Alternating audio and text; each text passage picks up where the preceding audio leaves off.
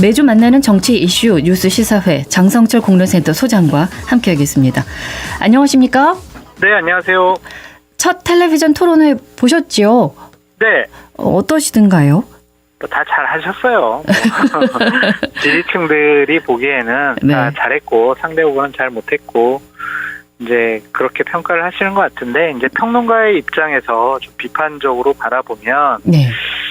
좀 이렇게 신변 잡기식 그 좀 사소한 부분에 너무 몰두한 것이 아니냐. 과거의 발언들 같은 거 모아서 과거에는 이렇게 얘기했는데 지금 왜 말을 바꿨냐. 예. 이거 아냐 모르냐.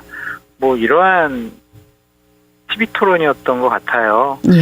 경제 분야 TV 토론이라면 현재 대한민국 경제는 어렵다. KDI에서도 0%대의 성장률을 예측하고 외국계 여러 뭐 평가 기관에서도 한국 경제를 대단히 어둡게 보고 있다. 왜 이렇게 진단을 하고 있는지 이 후보님은 어떻게 생각을 하느냐. 그리고 그 해법은 무엇이냐. 예. 단기적인 대책, 장기적인 대책, 뭐 중기적인 대책은 무엇이냐. 그러면은 어떠한 기조와 원칙과 철학과 가치관을 갖고 경제를 운영할 것이냐. 이런 거를 좀 보고 싶었어요. 딴 것이 아니라 이제 경제의 문제니까. 예. 우리가 지금 대선 후보들이 경제 전문가들 아니잖아요. 예.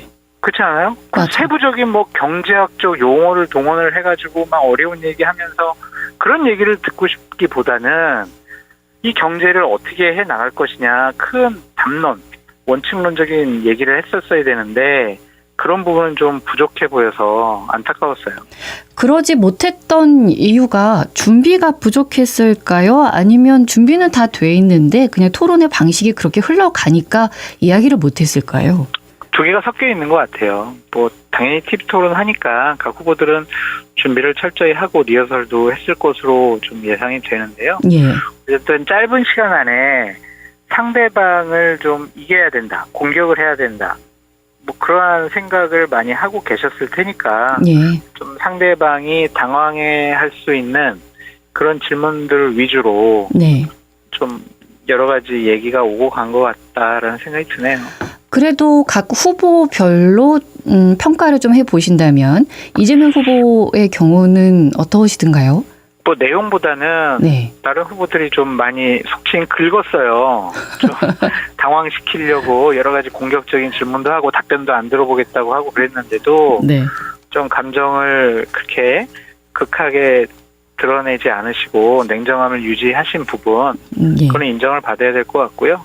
이준석 후보 같은 경우에는 역시 똑똑하구나, 아는 거 많구나, 말 잘하는구나 이제 그러한 인식을 준 것 같고 네. 김문수 후보 같은 경우에는 아유 크게 정말 뭐 실수하고 못할 줄 알았는데 그 정도는 아니었구나. 그래도 선방했네. 예. 이런 평가를 들은 거고 네. 권영국 후보 같은 경우에는 본인의 존재감 그 당의 이름, 그 후보의 이름을 알리는데 좀 만족하지 않았을까 그런 생각이 들어요. 경제 토론이었잖아요. 네. 근데 첫 번째 질문이 김문수 후보에게 당신은 비상계엄과 탄핵 과정 중에서 이러이러한 것들에 대해서 국민적인 지탄을 많이 받는데 당신 출마하는 게 맞아 이런 식 정치적인 공격을 하니까 사회자가 좀 제지하는 모습도 보였잖아요. 네. 그냥 작심하고 나오신 것 같아요. 그런 점에 있어서는 뭐 본인의 선명성과 경쟁력을 충분히 드러냈다라고 보여집니다. 예. 김문수 후보의 악수를 거절했던 후보가 이제 권영국 후보. 맞습니다. 예. 탄핵한 비상계엄에 동조한 당과는 같이 악수를 할 수 없다라는 만약 그런 얘기를 하지 않았다면 어디에서도 그게 드러나지 않았을 텐데 그래도 저는 하여튼 그 TV 토론 2시간에 가장 인상적인 장면이 마지막 그 장면이었어요. 네. 악수를 거절하는 모습. 그것도 뭐 이렇게 무례하게 하지 않으시고 예. 뭐 합장을 하면서 좀 웃으면서 예의 있게 악수는 안 하시더라고요. 네, 네. 그게 장면이 좀 인상 깊게 남아요. 네. 아, 그리고 이제 이재명 후보에게 질문이 집중되긴 했었습니다만 이준석 후보는 민주당이나 국민의힘이나 무시하는 전략으로 나가는 겁니까? 질문이 아무래도 좀 적게 나가서요. 그렇죠. 그냥 김문수 후보 같은 경우에는 아니 보수 우파의 같은 후보인데 내가 공격해서 뭐 하겠냐. 그리고 또 이제 공격해도 아니 이준석 말 잘하고 아는 거 많은데 내가 괜히 좀 엮이는 거 아니야? 말리는 거 아니야? 네. 이런 생각도 했을 것 같아요. 그리고 이재명 후보 같은 경우에는 앞서가는 후보인데 네. 굳이 뭐 3등하는 후보에게 질문을 할 필요가 있었겠느냐. 그래서 그냥 질문을 안 한 것 같다라는 생각이 드네요. 예. 이준석 후보는 이제 본인의 길을 가고 있는데 광주도 굉장히 자주 오고 있고 네. 예, 그런 활동에 대해서는 어떻게 보십니까? 선거운동 전반 얘기하시는 건가요? 네. 당초에 이준석 캠프에서는 TV 토론회를 기점으로 이준석 바람이 불 거다. 그런 식의 이제 얘기를 많이 했어요. 예. 그래서 TV 토론회에 상당히 기대를 많이 했고, 이재명 후보가 각을 세움으로써 보수 우파의 대표 선수는 저예요. 그걸 각인시키고 싶어 했는데, 생각보다 이준석 바람이 그렇게 부는 것 같지가 않습니다. 예. 각종 여론조사를 보면은 생각보다 좀 기대치만큼 여론조사가 좀 안 나오는 현상을 볼 수가 있는데요. 예. 그 여러 가지 이유가 있어요.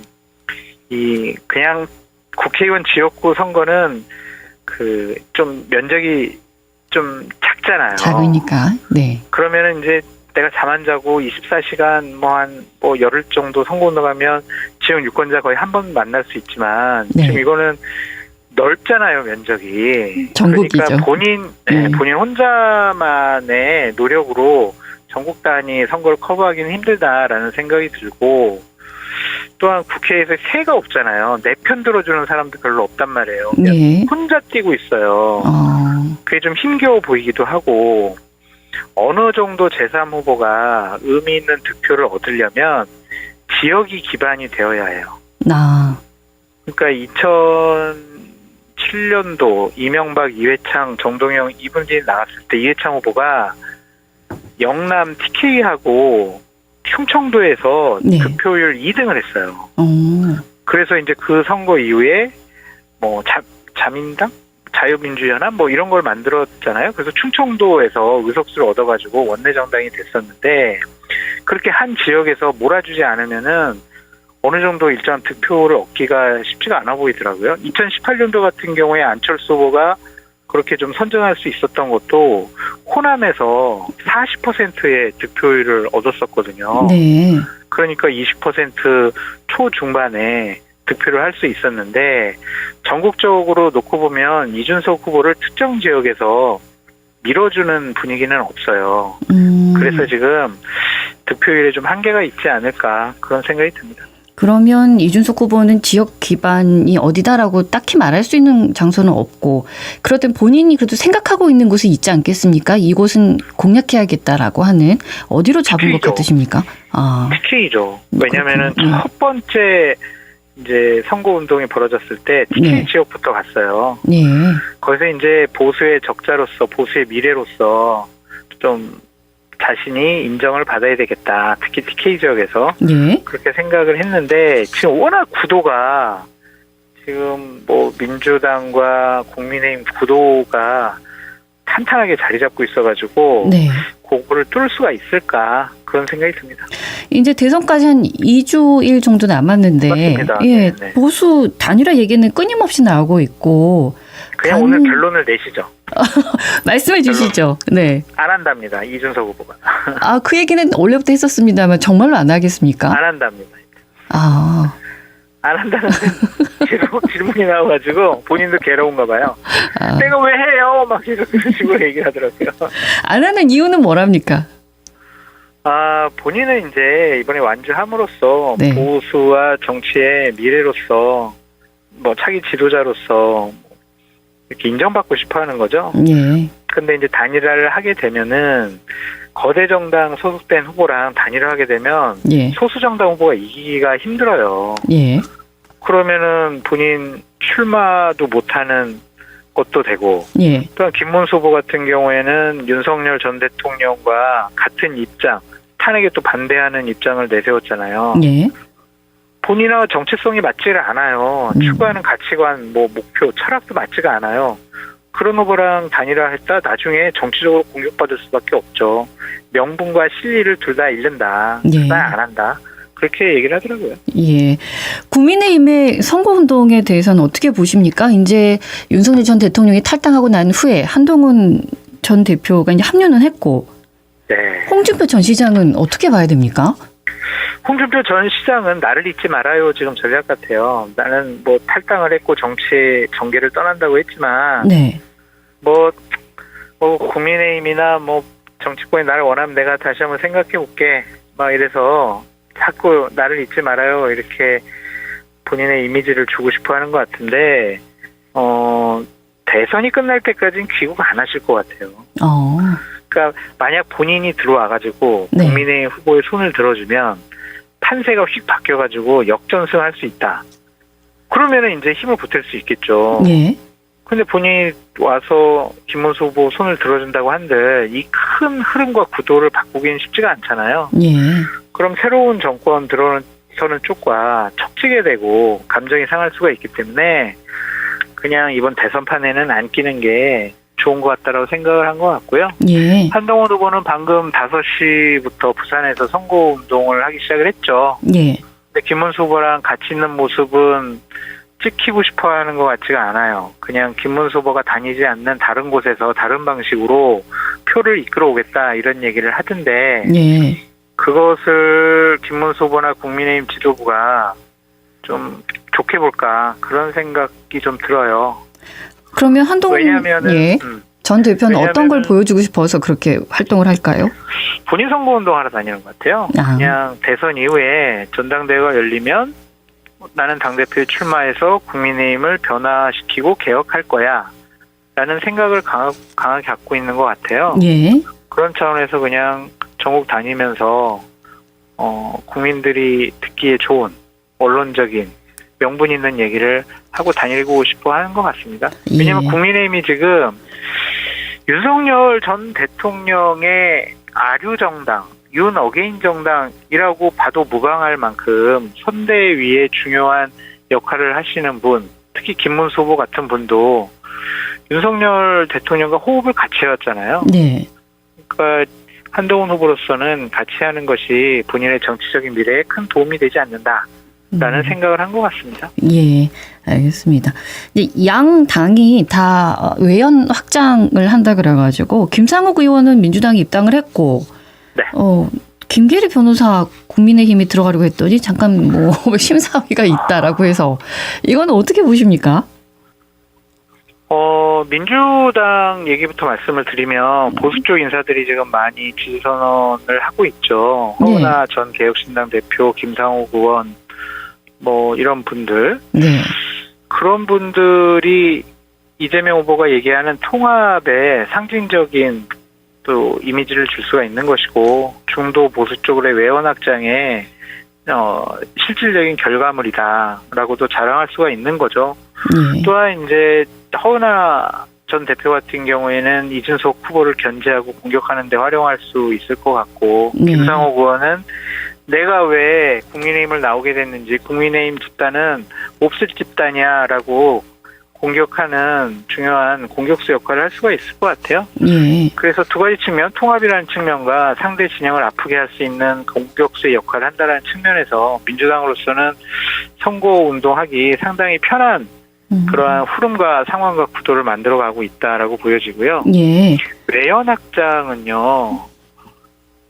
우리와 다른 진영에 있는 사람을 데리고 오거나 함께 하는 거거든요. 근데 김계리 씨 같은 경우에는 아주 극단적인 여러 가지 주장을 해서 국민적인 좀 분노가 많이 있는 사람이고 또한 윤석열 전 대통령의 변호인 역할을 하면서 해괴망측한 얘기들을 많이 했기 때문에 그 사람이 입당하는 것이 뭐 외연 확장이라든지 득표에 도움이 된다고 생각하지는 않습니다. 그래서 뭐 김재원 대선 후보 비서실장은 뭐 변호한 게 뭐가 문제야? 받아들이면 되지라는 입장이지만 김용태 비대위원장 같은 경우에는 내가 비대위원장으로 있는 한 김계리는 당원 입당 안 시킬 거예요 라고 얘기하고 있는 상황이라서 며칠 상황을 지켜보셔야 될 것 같네요. 그래서 김계리 변호사가 당황해 한다는 당연히 입당할 줄 알았는데 이런 상황을 당황해 한다는 얘기가 좀 들리더군요. 26일에 전국 법관회의가 있습니다. 어떤 이야기들이 오고 갈까요? 뭐 재판의 독립과 재판의 공정성 부분에 대해서 논의를 하겠다라고 한 것 같아요. 예. 그래서 뭐 조희대 대법원장이 대선 때 대선 선거운동 과정 중에서 이재명 후보에 대한 판결을 내리는 것이 옳았냐 그랬냐 뭐 그런 것도 얘기를 하겠지만 네. 정치권에서 헌법에 걸린 재판의 독립, 판사의 독립, 사법부 독립에 대해서 침해하는 것에 대해서 법관들이 상당히 우려스러운 얘기를 한 목소리를 내놓을 것 같다라는 생각이 드네요. 그것도 한번 지켜보셔야 될 것 같습니다. 사법부의 독립을 다시 한번 짚을 수 있겠다라는 생각도 네. 들고요. 지규현 판사 문제도 좀 나올까요? 그러니까 민주당이 조금 지금 꼬인 것 같다라는 생각이 들어요. 그러니까 당초에는 네. 직무 관련자로부터 접대를 받은 나쁜 판사 이런 식의 이제 법률적인 문제로 접근을 했는데 예. 지금 와서는 아니 어떻게 판사가 그런 비싼 룸살롱 같은 집에 가서 술 먹을 수 있어 라는 도덕적인 관점에서 접근을 하더라고요. 예. 그러니까 지규현 판사가 만약에 저런 술집에서 부적절한 접대를 받았으면은 그만한 주장을 지금 민주당이 하고 있잖아요. 예. 그럼 거기에 걸맞는 증언이라든지 정황적인 증거를 내놔야 될 의무가 있는데 그런 것은 내놓지 못하고 지규현 판사랑 법원에서 이 문제는 해결해라. 예. 뭐 이런 식으로 공을 던지고 있어요. 그러니까 어제도 사진을 이제 공개를 했는데 그런 사진을 공개하려면 찍어준 사람이 있잖아요. 예. 분명히 찍어준 사람이 있으니까 그걸 제보를 했겠죠. 예.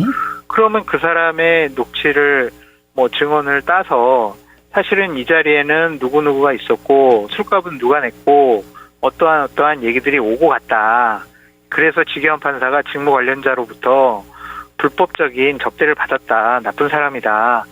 근데 계산은 누가 했는데 영수증 가격은 이만큼 나왔다. 이런 것들을 좀 내놔야 지금 지규현 판사와 관련해서는 여러 가지 법률적인 문제를 예. 우리가 삼을 수가 있는데 그런 거 없이 그냥 며칠 전에 가서 여성분들과 같이 술 먹는 홀 사진 여기가 바로 그 술집이에요. 거기 지규현 판사도 없잖아요. 그래서 그렇게 문제 제기하는 것이 맞는 것이냐 좀 그런 생각이 듭니다. 대법에서는 지금 조사하고 있다는 얘기가 나오던데요. 감찰을 하고 있고요. 공수처에서도 시민단체가 지규현 판사에 대해서 고발을 했기 때문에 예. 지금 공수처에서도 수사를 하겠다라고 천명한 상황이죠. 예, 알겠습니다. 윤석열 전 대통령이 이제 어제 탈당 뒤에 4차 공판이 있었습니다. 증인 신문이 이루어졌는데 국회 봉쇄와 관련해서 이런 발언들이 나왔죠. 문을 부수고서라도 들어가겠습니다. 라고 복장했다는 곽종근 전 육군 특수전사령관의 상관에 전화를 받으면서 이런 이야기가 또 나왔었고 곽 전 사령관이 특전사 부하들에게 표결 못하게 의원을 끌어내라고 지시했다는 증언도 나왔는데요. 약간의 의미가 있어 보입니까? 어떻습니까?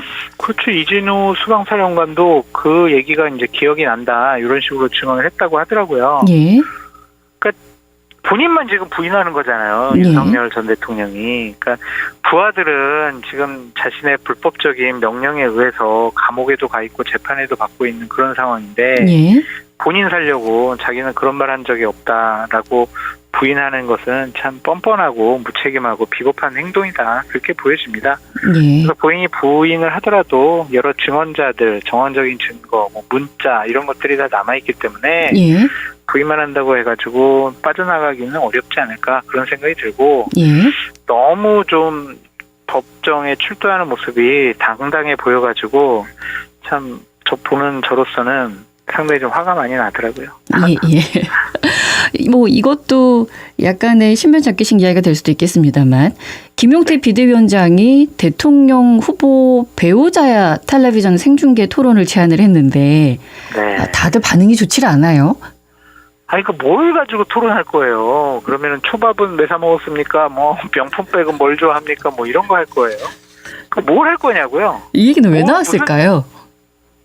그러니까 김건희 씨와가 네. 윤석열 전 대통령이 가장 영향력을 많이 미친 사적인 최고의 공인이기 때문에 네. 배우자 한번 검증해보자라는 차원도 있는 거고 김혜경 씨 같은 경우에는 2심에서 150만 원 벌금형 받고 있잖아요. 네. 그러니까 법관 사용 문제에 대해서 공격을 함으로써 뭐 이재명 부부가 다 나쁜 사람들이에요. 이러한 이제 이미지를 주고 싶어 하는 것 같은데 이게 맞습니까? 근데 그런 대선은요. 네. 규정이 있고 제도가 있는 거예요. 그런데 제도에 없는 규정이 없는 일들을 저렇게 제한하는 것이 과연 맞는 것이냐 그런 생각이 듭니다. 예.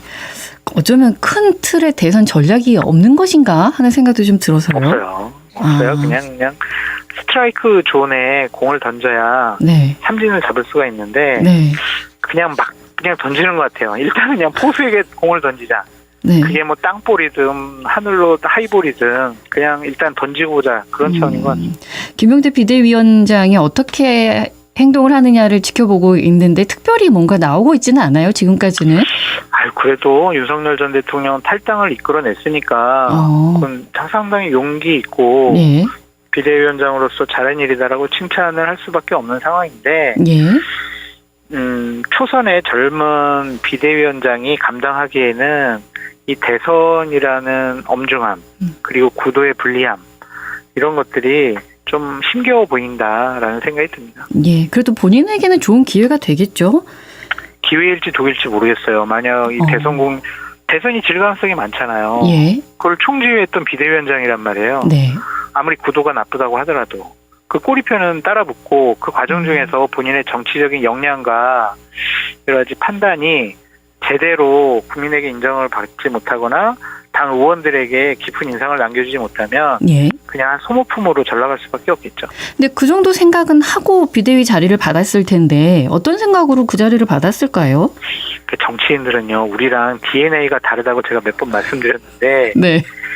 정치인 중에서 한 당의 당대표나 당대표격인 비대위원장 할 수 있는 정치인들이 몇 명이나 되겠어요. 그러니까 그 기회를 오니까 잡은 거죠. 할 수 정치인들은 있어야죠. 우리랑 DNA가 다르다니까요. 자리가 생기고 네. 뭐 할 수 있으면은 무조건 하는 거예요. 그렇군요. 그게 정치적인 욕심이고 권력 의지죠. 그럼 뒷일은요? 뒷일은요? 그건 네. 뒷일은 뭐 나중 일이다. 나중에 뭐 해결하면 된다. 그런 생각이죠. 일단은 내가 평생 국민의힘 비대위원장 당대표격 이게 꼬리표가 따라붙잖아요. 경력에. 네. 그거로서는 나중에 큰 대우를 받을 수 있죠. 네, 알겠습니다. 말씀 고맙습니다. 감사합니다. 장성철 공로센터 소장과 함께했습니다. 언제 어디서나 내 손 안의 뉴스.